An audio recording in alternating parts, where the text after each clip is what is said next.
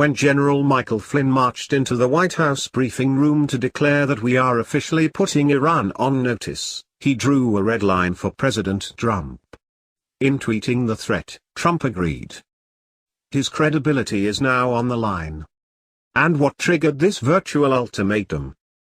Iran-backed Houthi rebels, said Flynn, attacked a Saudi warship and Tehran tested a missile, undermining security, prosperity, and stability throughout the Middle East, placing American lives at risk. But how so? The Saudis have been bombing the Houthi rebels and ravaging their country, Yemen, for 2 years. Are the Saudis entitled to immunity from retaliation in wars that they start? Where is the evidence Iran had a role in the Red Sea attack on the Saudi ship? And why would President Trump make this war his war? As for the Iranian missile test, a 2015 UN resolution called upon Iran not to test nuclear-capable missiles. It did not forbid Iran from testing conventional missiles, which Tehran insists this was. Is the United States making new demands on Iran not written into the nuclear treaty or international law, to provoke a confrontation? Did Flynn coordinate with our allies about this warning of possible military action against Iran? Is NATO obligated to join any action we might take? Or are we going to carry out any retaliation alone, as our NATO allies observe, while the Israelis, Gulf Arabs, Saudis and the Beltway War Party, which wishes to be rid of Trump, cheer him on? Bibi Netanyahu hailed Flynn's statement, calling Iran's missile test a flagrant violation of the UN resolution and declaring, Iranian aggression must not go unanswered. By whom, besides us? The Saudi king spoke with Trump Sunday. Did he persuade the president to get America more engaged against Iran? Senate Foreign Relations Committee Chairman Bob Corker is among those delighted with the White House warning. No longer will Iran be given a pass for its repeated ballistic missile violations, continued support of terrorism, human rights abuses and other hostile activities that threaten international peace and security.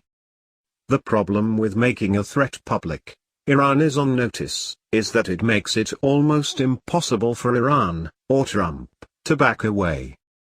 Tehran seems almost obliged to defy it, especially the demand that it cease testing conventional missiles for its own defense. This US threat will surely strengthen those Iranians opposed to the nuclear deal and who wish to see its architects, President Hassan Rouhani and Foreign Minister Mohammad Javad Zarif, thrown out in this year's elections. If Rex Tillerson is not to become a wartime Secretary of State like Colin Powell or Dean Rusk, he is going to have to speak to the Iranians, not with defiant declarations, but in a diplomatic dialogue. Tillerson, of course, is on record as saying the Chinese should be blocked from visiting the half-dozen fortified islets they have built on rocks and reefs in the South China Sea. A prediction: the Chinese will not be departing from their islands, and the Iranians will defy the US threat against testing their missiles. Wednesday's White House statement makes a collision with Iran almost unavoidable, and a war with Iran quite possible. Why did Trump and Flynn feel the need to do this now? There is an awful lot already on the foreign policy plate of the new president after only 2 weeks, as pro-Russian rebels in Ukraine are firing artillery again, and North Korea's nuclear missile threat, which, unlike Iran's, is real, has yet to be addressed. High among the reasons that many supported Trump was his understanding that George W. Bush blundered horribly in launching an unprovoked and unnecessary war on Iraq. Along with the 15-year war in Afghanistan and our wars in Libya, Syria, and Yemen, our 21st century US Mideast wars have cost us trillions of dollars and thousands of dead. And they have produced a harvest of hatred of America that was exploited by Al-Qaeda and ISIS to recruit jihadists to murder and massacre Westerners.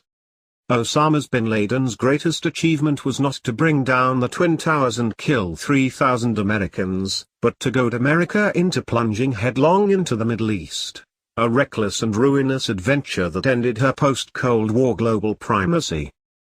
Unlike the other candidates, Trump seemed to recognize this.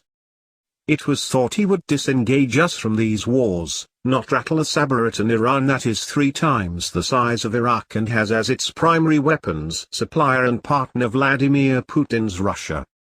When Barack Obama drew his red line against Bashar Assad's use of chemical weapons in Syria's civil war, and Assad appeared to cross it, Obama discovered that his countrymen wanted no part of the war that his military action might bring on.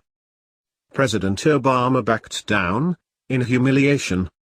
Neither the Ayatollah Khamenei nor Trump appears to be in the mood to back away, especially now that the president has made the threat